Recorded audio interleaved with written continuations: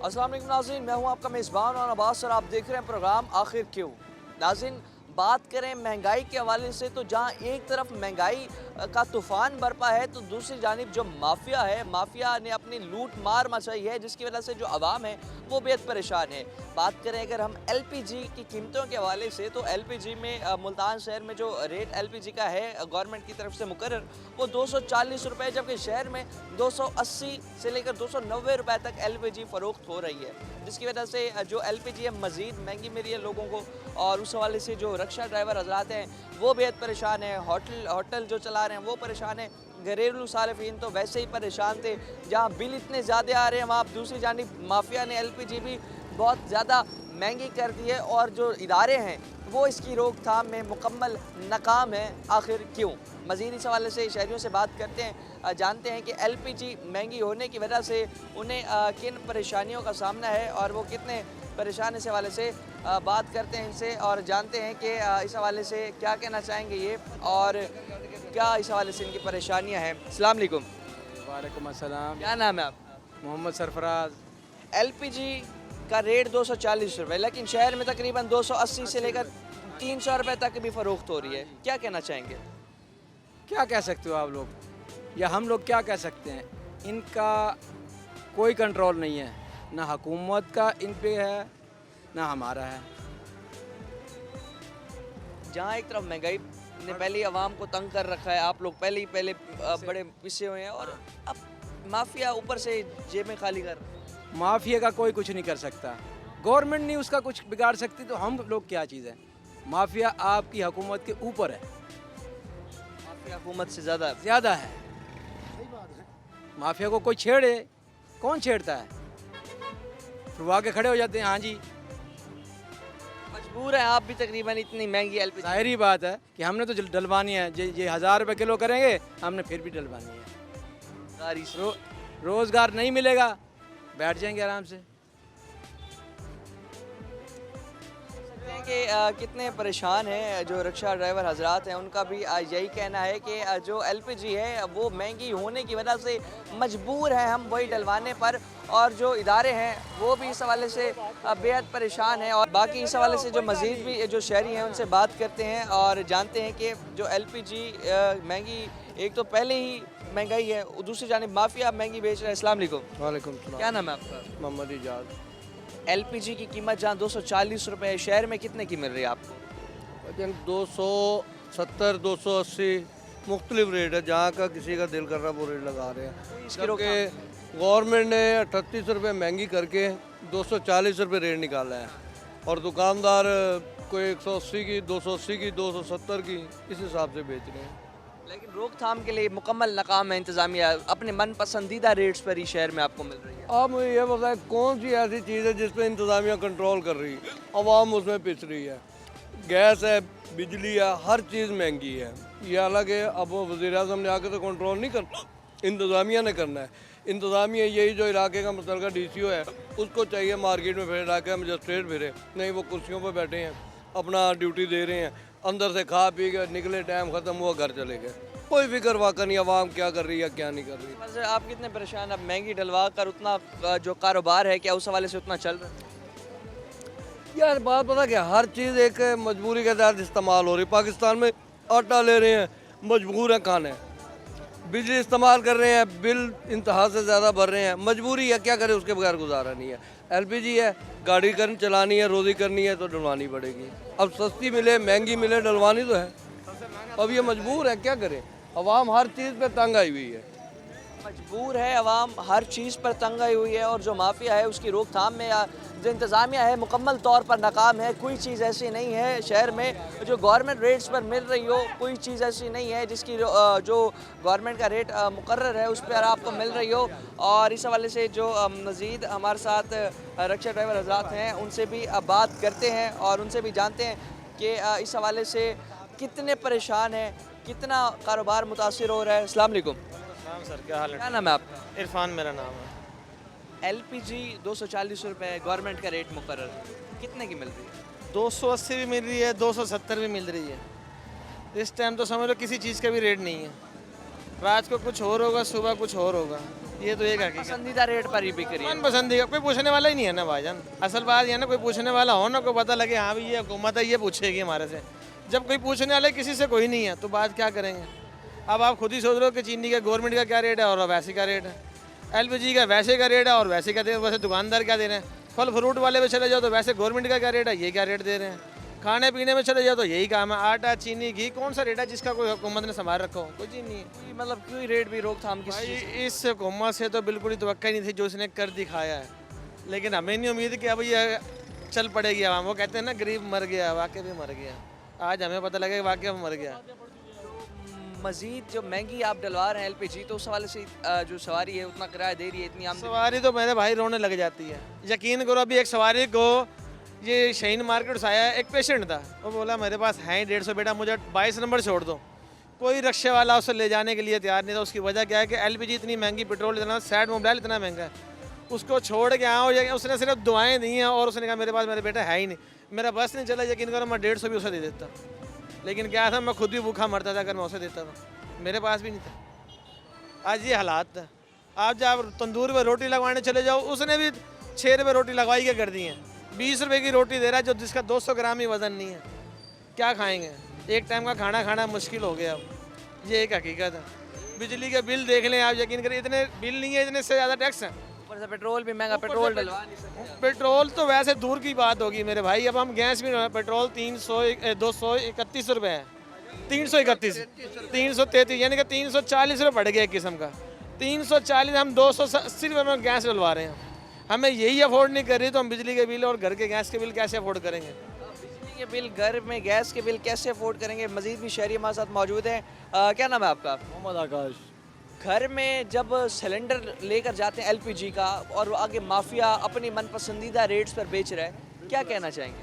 बस यही है, तंग हुए पड़े हैं, गरीब बंदा बहुत परेशान है, बेरोज़गारी इतनी ज़्यादा हो चुकी है, एक टाइम का खाना भी मुश्किल हो चुका है। जॉइंट फैमिली के लिए तो ये है, बंदा सुकून से सांस नहीं ले सकता।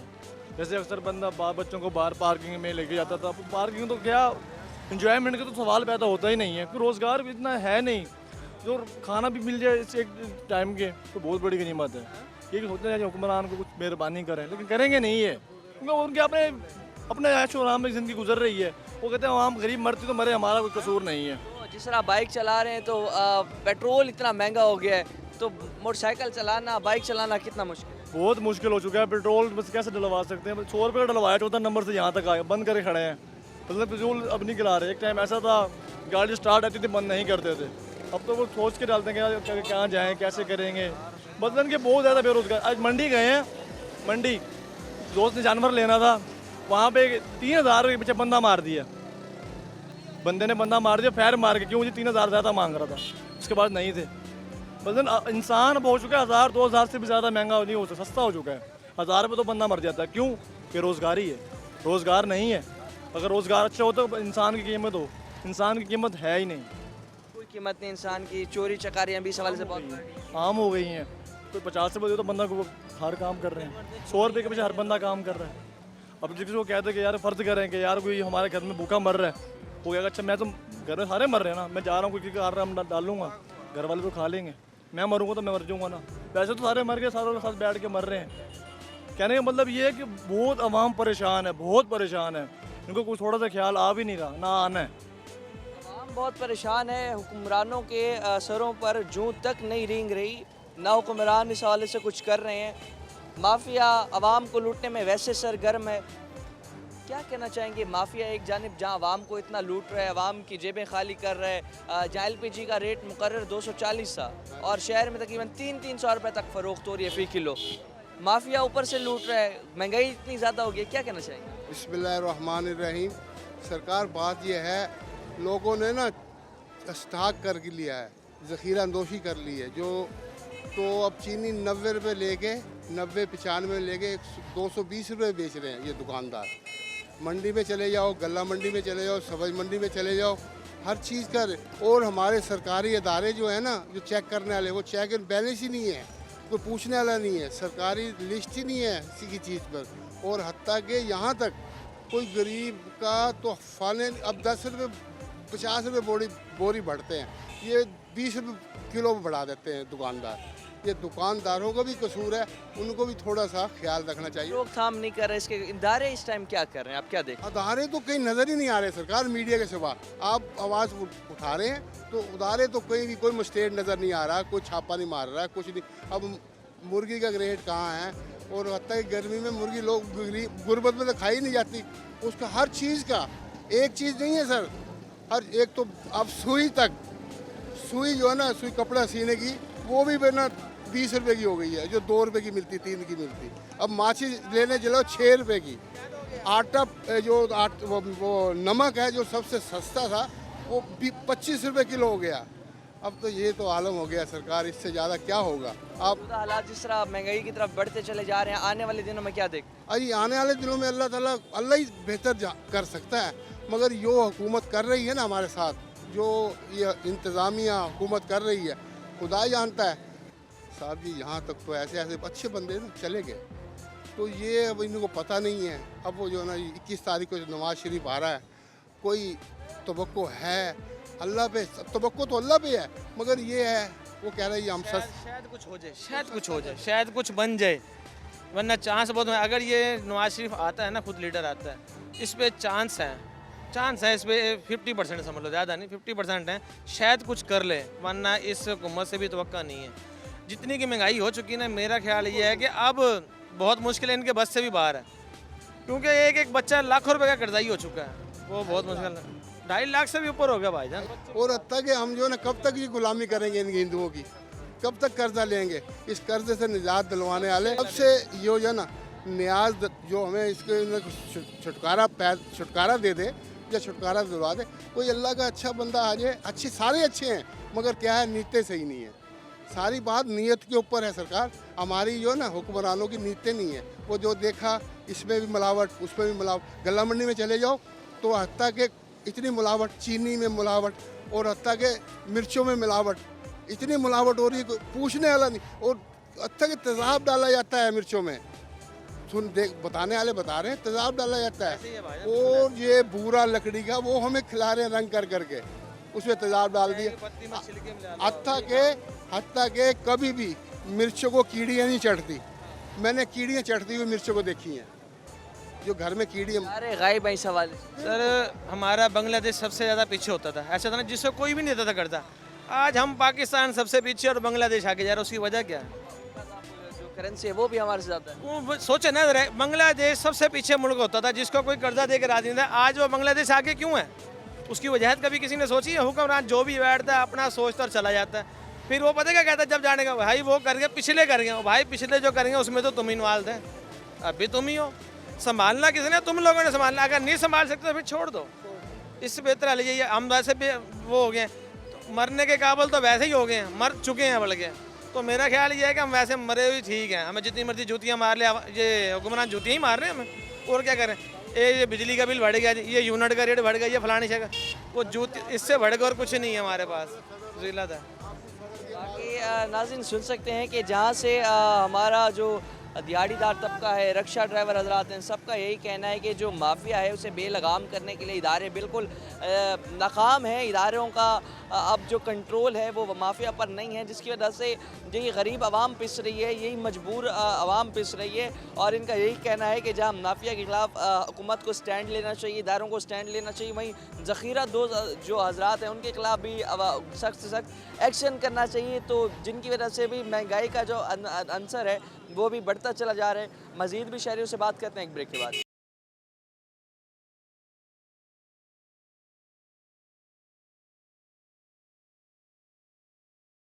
वेलकम बैक नाज़रीन। अब मज़ीद भी जो महंगाई का तूफ़ान है और उसके बाद जो LPG की कीमतें हैं उसमें जो माफिया है अब महंगे दामों जो LPG बेच रहा है उस वाले से जो रक्षा ड्राइवर हैं कितने परेशान हैं बताएगा। LPG की जो कीमत है 240, 290, 200, 300 तक फ़रोख्त हो रही है, उस हवाले से कितनी मुश्किलात हो रही है? भाईजान मुश्किलात इस तरीके की है कि आप ये देख लें, एक बंदा बेच रहा है 260 रुपये, कोई बेच रहा है 280 रुपये, कोई 300 तक इन्होंने रेट अपने आप से पहुँचाया हुआ है।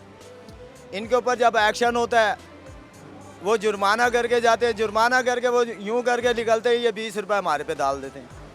इन्हें कोई पूछने वाला नहीं है जो इस मुल्क को चला सकता है।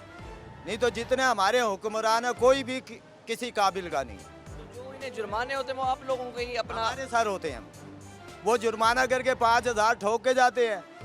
या तो ये कानून होए जैसे वो आए हैं वो तख्ती लगा के जाए, उसके ऊपर लाल दे के जाएं कि इससे वध में बेचे, या हमारे को कोई अपना फ़ोन नंबर दे मेरे रक्षा वालों को कि ये सस्ता नहीं करते, आप हमें फ़ोन करें, हम फ़ौरन एक्शन करेंगे। ये एक दफ़ा चिलान करके जाते तो महीना महीना नहीं ये पीछे मुड़ के देखते। इनके चिलान करने पे हमारे पे अजाब आता है, वो बढ़ जाता है। वो रेट बढ़ जाता है, जबकि इनको पता है सब कुछ, लेकिन फिर कोई एक्शन नहीं है, कोई कुछ भी नहीं है। इस हवाले से कितने अब महंगाई से परेशान हैं, उसके बाद माफिया वैसी महंगी ये वाला हाल है। गाड़ी की पूरी करते तो बच्चों की नहीं पूरी कर सकते, बच्चों की पूरी करते तो गाड़ी की नहीं हो सकती।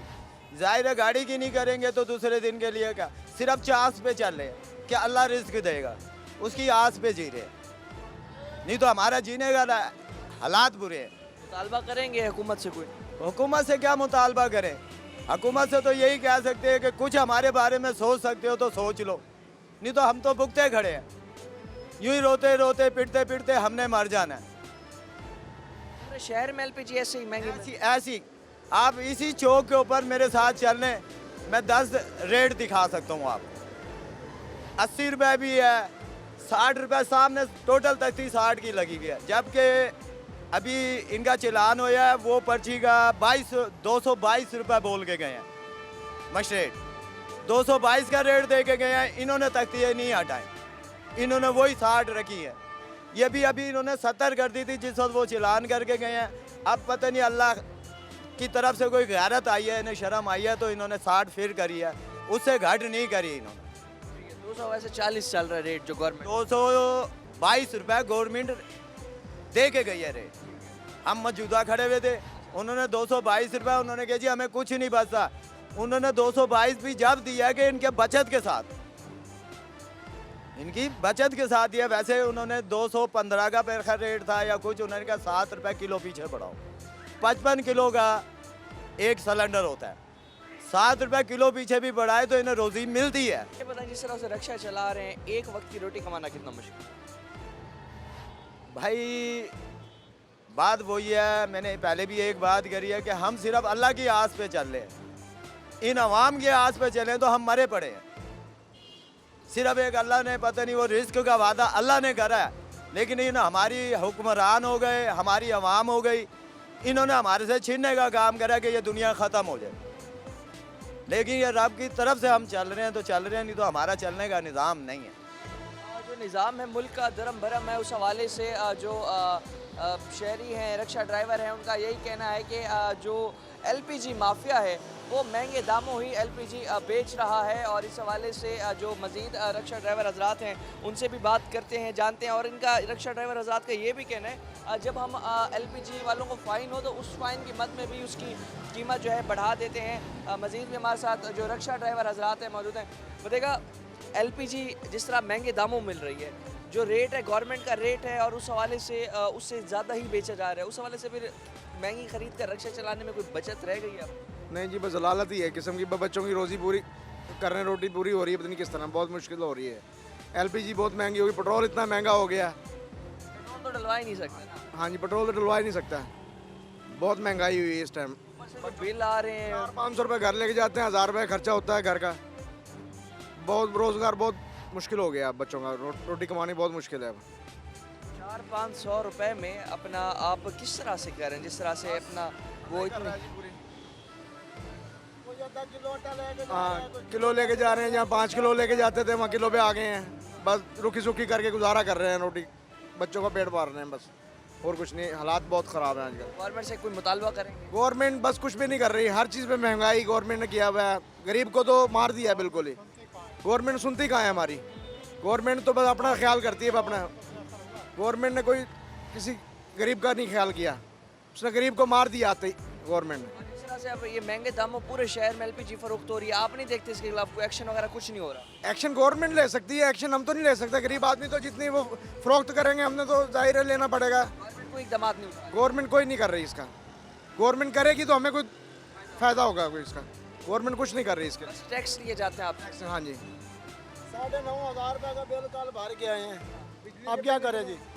अब घर बच्चों का खर्चा पूरा करेंगे, बिलों का खर्चा पूरा करें, कौन सी चीज़ पूरी करें? हाँ जी।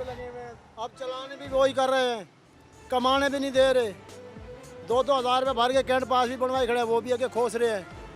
हाँ जी, आपका लाइसेंस नहीं है, आपकी फलानी सिंध का लाइसेंस बनवाया, ये तो 2 नंबर है जी। अब सिंध 2 नंबर हो गया, पहले सिंध 1 नंबर था। अब सिंध के लाइसेंस से आप पंजाब में नहीं चला रहे वो। मुल्तान में जो सिंध का लाइसेंस चल भी नहीं सकता, कैंट पास भी नहीं ले सकते, है तो लाइसेंस भी है ना। अब सिंध कैसे 2 नंबर हो गया? आज से 20 साल पहले सिंध 1 नंबर था, अब सिंध 2 नंबर हो गया है। हाँ जी, कैंट पास लेने जा रहे हैं तो कैंट पास नहीं दे रहे, कैंट पास भी नहीं दे रहे। जो बनवा के गाड़ी चला रहे हैं वो कैंट पास, कल 20-25 गाड़ियों को उन्होंने कैंट पास पकड़ लिया है, 2-2 हज़ार रुपये भर के कैंट पास बनवाए हैं। क्या मुतालबा करेंगे जिस तरह से आप? ये है कि जी मुल्तान का लाइसेंस बनवा के ले आओ। मुल्तान के लाइसेंस बनवाने जाते हैं, जो सवाल कोई अनपढ़ है, ये क्या है जी, ये क्या है, जो सवाल देगा भाई ठीक है जी ट्राई दो, वो फेल हो गया जी। जिसने रिश्वत दे दी, कोई 20 हज़ार मांग रहा है, कोई 25 हज़ार मांग रहा है, कोई 15 हज़ार मांग रहा है, वो पास है। वो सवालों में भी फेल है, चलाने में भी फेल है, वो पास हो गया। अब उनके खर्चे पूरे करके जाएंगे, अपने बच्चों के खर्चे। फिर रोज़ इसी वजह से चलान हो रहे हैं। ये चलान भी यही हो रहे हैं, आगे कैंट पास भी खोस रहे हैं। अब किस पे एक्शन लिए? जब जितने मिनट तक करते जाओगे वो उतने ही चढ़ते जाएंगे। हैं यहाँ पर जो शहरी हैं, रिक्शा हजरात, ड्राइवर हजरात हैं, उनका यही कहना है कि जो इनका जो लाइसेंस था सिंध का है, मगर उस सिंध के लाइसेंस पे इन्हें मुल्तान में रक्षा नहीं चलाने दिया जाता, क्योंकि जो रिक्शा ड्राइवर ये गरीब हजरात होते हैं, रिक्शा चलाकर अपनी रोज़ी रोटी कमाते हैं, उस हवाले से फिर इंतज़ामिया को चाहिए इनसे। आप लाइसेंस भी देख सकते हैं इनका, सिंध का लाइसेंस। हाँ जी, ये सिंध का लाइसेंस है, ये ID कार्ड है हमारे, ये असल हैं, कैंट पास असल हैं। क्या है भाई, ये 2 नंबर है? क्या ये सिंध 2 नंबर है? आपने सिंध में लाइसेंस? पाकिस्तान नहीं, सिंध भी तो सूबा पाकिस्तान में ही है ना। आज से 20 साल पहले कापी वाला चला लाइसेंस, मैंने 20 साल ट्रैक्टर ट्राली चलाया है, टिकटें भी इधर से लगवाते थे, चलान भी करवा, इसी पे भी चलान का। जब 2 नंबर है, चलान क्यों करते हैं वार्डन वाले? ये देखो, आप देख सकते हैं कि इनका ये अभी इस टाइम जो पास है वो भी इनके पास है, लाइसेंस भी इनके पास है, लाइसेंस होने के बावजूद भी इन पर चालान किया जा रहा है। वो 30 रिक्शे वाले घर बैठे हैं, जिनके घर का तादा गुजार है, वो क्या करें? जाके डकैती मारे फिर। हाँ? अब किसको फरियाद सुनाएं? यही फरियाद सुना रहे हैं, कोई सुन नहीं रहा, तो क्या करेंगे? देख सकते हैं लाइसेंस होने के बावजूद भी रिक्शा नहीं चलाने दिया जा रहा। और जो सिंध का लाइसेंस है और जो सिटी ट्रैफिक पुलिस के जो अहदेदारान हैं उनसे भी ये मुतालबा कर रहे हैं कि जो लाइसेंस होने के बावजूद उन्हें रिक्शा चलाने दिया जाए, चाहे जिस सूबे का भी हो। पाकिस्तान का ही लाइसेंस है, इस हवाले से मोहरें गवर्नमेंट की लगी हुई है, हमने घर तो नहीं लगाएंगे हमारा 2 नंबर है, मोहर तो गवर्नमेंट की है, हमें सिंध का यह लाइसेंस तो है, जिसने बनवा लिया तो उसका खोस रहे हैं वापसी। रिक्शा चलाना भी कितना महंगाई का 2016 से रिक्शा चला रहा हूँ, अब वे ये भी बना के नहीं दे रहे, हमारे 20 ड्राइवर भाग रहे हैं। इस तरह से एक तो लाइसेंस का भी ऊपर से मसला करें, ऊपर से पेट्रोल महंगा, गैस महंगी। इशू निकाला है कि जो लाइसेंस लेके जाएगा उन्होंने डेटा मारना है, अगर तो उनकी तस्वीर आ गई तो उसके पास दे रहे हैं जी, जिसकी नहीं आ रही जाओ जी 1 नंबर लेके। आप पढ़े लिखे नहीं हैं? नहीं, हम तो अनपढ़ हैं। सवाल वगैरह वो पूछते हैं, जवाब नहीं आते? वो जवाब नहीं आते तो आप जी फेल हो जी, फेल। हम हल्फे बयान जैसे आप पूछ रहे हो ऐसे पूछ लेंगे, क्या तरीकाकार है शहर में, कितनी रफ्तार में गाड़ी चलाएंगे, दाएं बाएं का कौन सा तेरा इशारा चलाएंगे, इस तरीके से वो हेड मास्टर वाली छोटी उठाएंगे, ये क्या है कि ये क्या है, हमें क्या पता ये क्या है। जाओ जी आप रिजेक्ट हो गए जी, फेल हो गए। अब फिर 40 दिन बाद आना, अगर 40 दिन घर बैठेंगे, बच्चों को रोजी कहाँ से कमा के खबर। ये भी एक अलमिया है कि जो रिक्शा ड्राइवर हजरात हैं उन्हें जो पढ़े लिखे नहीं हैं, उन्हें जो टेस्ट है उनका रिटन फॉर्म में नहीं लेना चाहिए। उनका जो टेस्ट है वो उस हवाले से जो गवर्नमेंट को चाहिए कि वर्बल भी टेस्ट ले सकती है। और भी एक रिक्शा ड्राइवर हजरात मौजूद है। अस्सलाम वालेकुम। क्या नाम है आपका? शहबाज। मौजूदा हालात में जहाँ पेट्रोल महंगा, LPG महंगी है, LPG मिल भी महंगे दाम हो रही है, माफिया खुद अपना रेट रख के बेच रहा है, क्या कहना चाहेंगे? सर क्या कहें, खुद इतने परेशान है, किसी को क्या बोलेंगे कि सारा दिन में सवारी उठाते हैं, वो जो घर लेके जाते हैं वो या पंप वालों को देने पड़ते हैं या LPG वालों को देने पड़ते हैं। घर के अखराजात कैसे चलाएंगे, किसी को क्या कुछ कहें। जिसको देखो वो ये अपने खाने के चक्कर में है, गरीब तो बेचारा मर गया, उसके लिए तो जीना बड़ा मुश्किल हो गया। एक दिन में आप कितना कमा रहे हो, रिक्शा कितने घंटे चलाते हैं तो कोई आमदनी होती है? अब ये देख लें कि सुबह 8 बजे गाड़ी निकलती है, रात 12 बजे तक गाड़ी चलानी पड़ती है। उसकी वजह ये है कि जो कमाना पड़ता है वो सब गैस में या पेट्रोल में देना पड़ता है। सारा दिन में जहाँ हम 300 का गैस पेट्रोल चलाते थे, हम वहाँ पे 1800 रुपये का पेट्रोल जल रहा है। घर क्या लेके जाएं, सवारी से क्या लें और क्या ना लें। क्या लेकर जाएं, और उस हवाले से जो रिक्शा ड्राइवर हजरात हैं बेहद परेशान हैं, और उनका यही कहना है कि जो ये जितने भी यहाँ पर माफिया है, एक तो एलपीजी महंगे दामों बेच रहा है, दूसरी जानिब जो पेट्रोल का रेट है वो भी काफ़ी ज़्यादा हो चुका है, और इस हवाले से जो रिक्शा चलाना है वो भी बहुत मुश्किल होकर रह गया। और इस हवाले से मज़ीद भी एक रिक्शा ड्राइवर हमारे साथ मौजूद है, बात करते हैं इनसे। अस्सलाम वालेकुम, क्या नाम है आपका?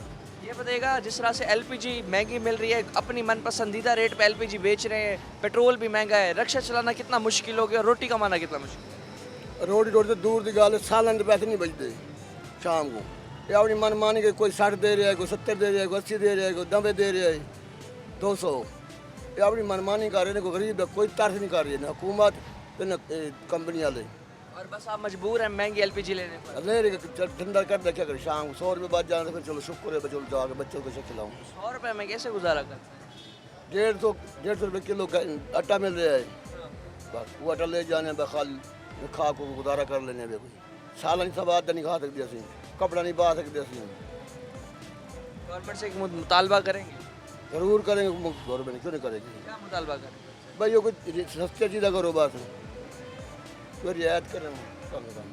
रिक्शा चलाना बहुत मुश्किल का काम है, और उस हवाले से जो रिक्शा ड्राइवर हजरात हैं उनका भी यही कहना है कि जो आमदनी है रोज़ रिक्शा चलाकर वो भी इतनी नहीं हो पाती, जिसकी वजह से जो गाहक है वो भी इतना किराया नहीं दे रहा, और उस हवाले से काफ़ी मुश्किल हो जाती है। मज़ीद रिक्शा ड्राइवर हजरात का भी यही कहना है कि एक वक्त की रोटी कमाना भी मुश्किल होकर रह गया है।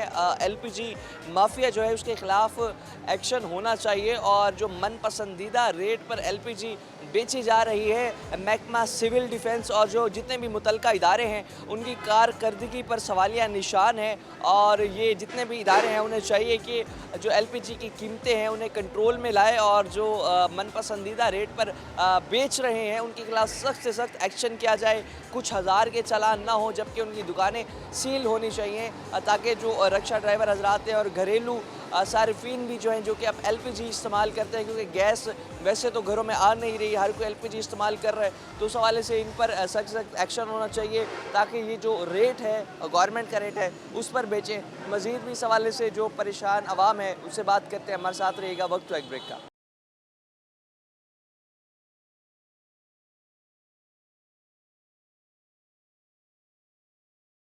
वेलकम बैक नाज़रीन। मज़ीद भी हमारे साथ जो रिक्शा ड्राइवर हज़रात हैं मौजूद हैं, बात करते हैं इनसे। देखिएगा, एलपीजी मन पसंदीदा रेट पर मिल रही है, मजबूर है उस रेट पर लेने पर? जी, इसके अलावा हल नहीं है। पाकिस्तान में माफिया सरगर्म है, माफिया को कंट्रोल करने वाला, लगाम डालने वाला कोई है नहीं, क्योंकि लगाम तो डालते हैं जो सरबराह बैठा हो। हमारे मुल्क में सरबराही तो है नहीं, सारा चोर निज़ाम है। जब कोई सरबराह बैठेगा, कोई हुकूमत बैठेगी, तो वो किसी चीज़ को लगाम डालेगी। जिस तरह से अब महंगी एलपीजी मिल रही है, और आटा महंगा, घी महंगी, चीनी महंगी, सब कुछ महंगा, दालें भी महंगी, सब्जियां भी महंगी, कुछ घर का बचत भी हो जाती है, कुछ खाने का भी लेकर जा सकते हैं जो कमा रहे हैं? नहीं सर, कुछ नहीं बचता है। शाम को जो है कि रोटी पूरी करना घर की बहुत मुश्किल हो जाती है। अब पूरे दिन में सुबह तकरीबन 6:30-7 बजे हम यहाँ पर पहुँचते हैं, रात को 10 बजे, 10:30 बजे, 9:30 बजे घर पहुँचते हैं, तो पता यही चलता है कि 500 या 600 या 700 सिर्फ इतना ही बचता है, इससे ज़्यादा नहीं बचत होती, क्योंकि जो कमाते हैं वो एलपीजी गैस या पेट्रोल और मोबाइल वगैरह ये चीज़ें पूरी कर जाती हैं। सिर्फ पीछे 500-600 रुपया बचता है, उसमें इस महंगाई के अंदर क्या करें, मकान किराया का, रक्षे ठेके के हैं, उसके बाद जो है कि बिजली के बिलों ने इतनी मत मारी हुई है कि अब ये एक पंखा है, एक मोटर है जो सारा दिन में इस्तेमाल होती है, तो मोटर भी दिन में 2 से 3 दफ़ा चलती है, तो उसका जो है कि 8,900 रुपये बिल आया हुआ है। 6,500 गैस का बिल है, बताओ कि हम कहाँ से ये भरें।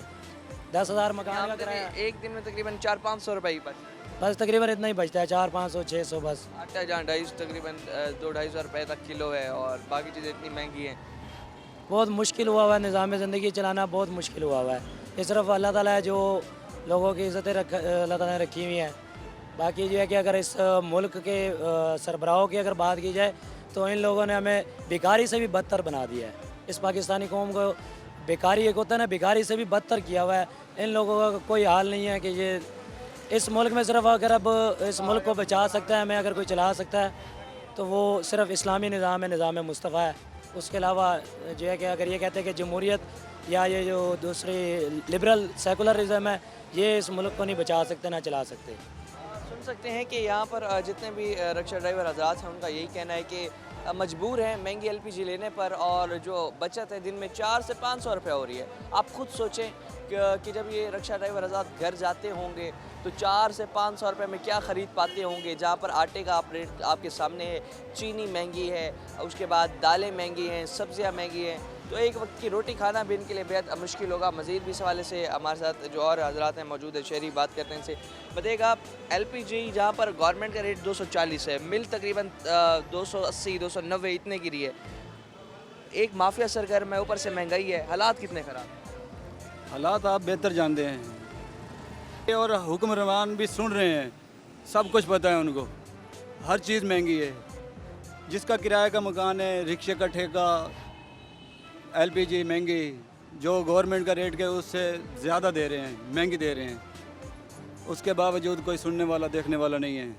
उन्होंने कहा है कि गुर्बत ख़त्म करेंगे, नहीं, ये गरीब ख़त्म कर रहे हैं, गरीब कोई ख़त्म कर रहे हैं, गरीब होंगे ही नहीं, टेंशन ख़त्म हो जाएगी।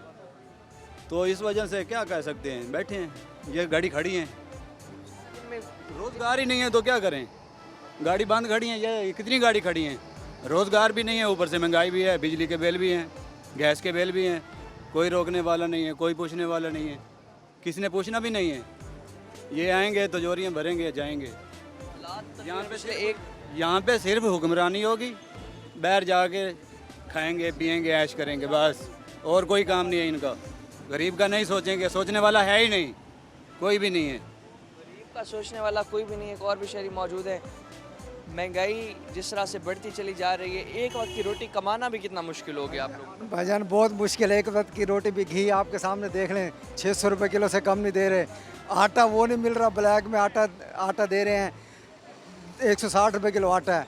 अब यहाँ सुबह से हम आते हैं, 1 से 2 से 3 चक्कर लगते हैं, 600-700 रुपये ठेका है अड्डे रिक्शे का, वो देते हैं। एलपीजी आपके सामने है, 260 रुपये रेट होता है तो 300 रुपये किलो मिलती है। ये ब्लैक माफिया है, सब कुछ ब्लैक कर रहे हैं। चीनी है वो ब्लैक में हो रही है, ऐसे ही कह रहे हैं जी 170 रुपये 80 रुपये किलो चीनी है। बंदा जाए तो जाए कहाँ, पता है मकान किराए का है, ठीक है, किराया सवारी से अगर किराया हम 10 रुपये फालतू ले लेना, वो हमारे गल पड़ जाती है, कह रहे हैं आप इतना किराया ज़्यादा क्यों ले रहे हैं, ये नहीं पता पेट्रोल कहाँ। ये सब लोग यहाँ से छीनते हैं, गए बाहर के मुल्क, वहाँ उन्होंने अपने याशियाँ करी हैं, याशियाँ करते हैं। ये गरीब आवाम के ऊपर सारा, गरीब आवाम ख़त्म करो, वो ये कह रहे हैं। गरीब गुर्बत नहीं ख़त्म कर रहे, गरीब ख़त्म कर रहे हैं। गरीब को यहाँ पर ख़त्म किया जाए। हाँ जी, मिलों का वो हालात है, सीटें मिल आपके सामने इतने वो बंद पड़ी है, 3 महीने हो गए तनख्वाह नहीं दे रहे, मिल वाले 3 महीने हो गए तनख्वाह नहीं दे रहे। मैं खुद मिल में काम करता रहा, लेकिन क्या 3 महीने हो गए मेरी तनख्वाह खड़ी है। बताएं 3 महीने जो बंदा कमाए उनकी वहाँ तनख्वाहें खड़ी हो, वो 3 महीने बच्चों को कहाँ डाले, टोकरे में ढक के है बच्चों को, कहाँ करे।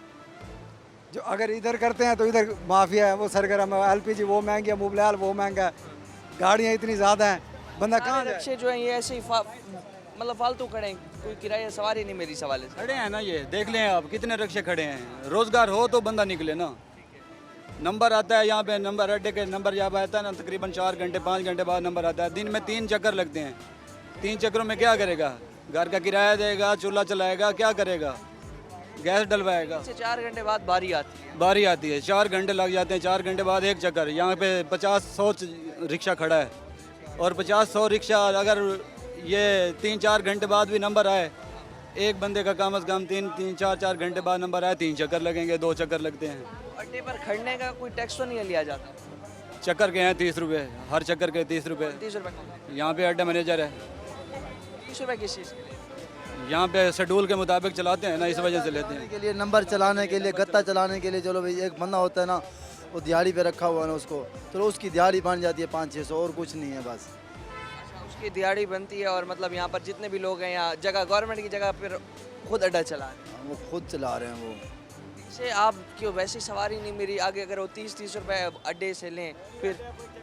हमने खुद बंदा खड़ा किया हुआ अड्डे का, वो हमारी तरतीब चला रहे हैं, अड्डे का कोई चक्कर नहीं, हम उसको 30 रुपये देते हैं हर चक्कर के। इस सूरत गवर्नमेंट की जगह पर किस तरह से अड्डे पे चल सकते हैं? चल रही है तरतीब इस तरह। ड्राइवर नए ड्राइवर हम बुजुर्गों को गाड़ी नहीं बनने देते, इसलिए एक आदमी खड़ा किया हुआ ताकि वो तरतीब चला, उसका वो घर का खर्चा उसका भी है, वो भी रिक्शा ड्राइवर है। अड्डे वाला कोई चक्कर नहीं, बताओ कोई चक्कर नहीं है। आप ये बताएं, जिस तरह से बाकी भी इतने रिक्शा ड्राइवर्स हैं और उनका भी हमने सुना कि अक्सर जगह पर 30 रुपए चल रहे हैं, आप इसने भी कहा है कि ये 30 रुपए लेना कहाँ से असूल है, नहीं ले सकता। गवर्नमेंट की जगह पर जो भी अगर रिक्शा आगे खड़ा करेगा कुछ भी नहीं होता भाई, कुछ सब रक्षा दे रहे हैं। फिर शुभ सलूक नहीं करते ना, फिर इसीलिए हमने एक बंदा रखा हुआ है। से बचने के लिए मसलन मेरा नंबर है ना, नंबर तरतीब चलाते हैं, मेरा नंबर है, दूसरा आ गया, उसने कहा कि मैं पहले भरूंगा, लड़ाई झगड़ा ना हो। ये किसने कहा पहले 30 रुपये बता दिया है? इसने भी कहा है कि अपना कहा ना, झूठ बोला, गलत बयानी। खुद भी तो मान रहे 30 रुपए। तो भाई हम तरतीब से एक आदमी खड़ा किया, वो 30 रुपये अगर अड्डे वाली बात है वो तो भत्ताखोरी में आए थे, भत्ताखोरी का काम ही नहीं है। हमने एक आदमी खड़ा किया, आपको यहाँ साथ खड़ा करें तो शाम को आपके बच्चे मेरा रिक्शा है और मैं रिक्शा लेकर आगे खड़ा कर देता हूँ तो मेरे से भी 30 रुपए जी सबसे 30 रुपए। तो सब किस चीज़ गवर्नमेंट की यहाँ पर चलाने के तरतीब चलाने के ले रहे हैं, कोई वो भत्ताखोरी वाला काम नहीं। तरतीब तो वो तो कोई भी आगे चला सकते यहाँ पर जॉब कर रहे हो, काम कर रहे हो, तो आप पैसे नहीं ले रहे। आप चलाओगे तरतीब?